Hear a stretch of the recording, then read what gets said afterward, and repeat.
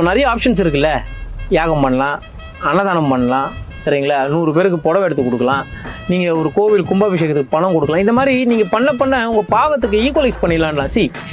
இன்றைக்கி தப்பு பண்ணுறவங்களோ இறைவன் மேலே இருக்கிற பயம் ஜாஸ்தியாக இருக்கிறதுனால தான் இன்றைக்கி கோவில்கள் இவ்வளோ கூட்டம் இருக்குது. அன்னைக்கு கோவில் போனவன் அங்கே இருக்க ஒரு சக்தியை வணங்க போனான். இன்றைக்கி அப்படி இல்லை, குடுகுடுன்னு வந்து வண்டி நிற்க வச்சு உள்ளே போய் ஒரு ஃபார்மாலிட்டிக்கு தலையை கட்டிட்டு வெளியே ஓடியாரான். அவன் சாமிக்கு அட்டெண்டன்ஸ் போட ஆரம்பிச்சிட்டான். நான் வந்துட்டேன், இன்னைக்கு நான் இருக்கேன் அப்படின்ட்டு. வியாழக்கிழமைனா பாபா கோயிலில் மெரிக்காமல் போக மாட்டேன்னு சில பேர் சுற்றிட்டு இருக்காங்க. திங்கக்கிழமையான சிவன் கோயில் உள்ள போகாமல் போக மாட்டேன்னு சில பேர் சுற்றிட்டு இருக்காங்க. இந்த மாதிரி மனிதர்கள் இதை வந்து ஒரு பேட்டர்ன் ஆக்கிட்டாங்க.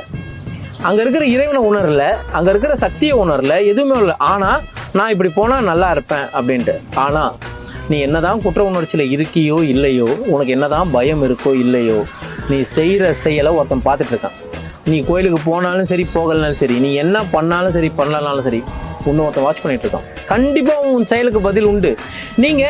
நம்ம எப்படி நம்ப ஆரம்பிச்சிட்டோம் அப்படின்னா, நம்ம இதை பண்ணிட்டோமா, எப்பா இன்னைக்கு எல்லாம் பண்ணிட்டோம், இவ்வளோ பேருக்கு அன்னதானம் பண்ணிட்டோம், நிம்மதியாக இருக்கேன் மனசு, நான் எது செஞ்சாலும் இறைவன் எனக்கு காப்பாற்றிடும். இல்லை, நீங்கள் செய்கிற புண்ணியத்துக்கான பலன் கண்டிப்பாக ஒரு இடத்துல உண்டு, அது தனி.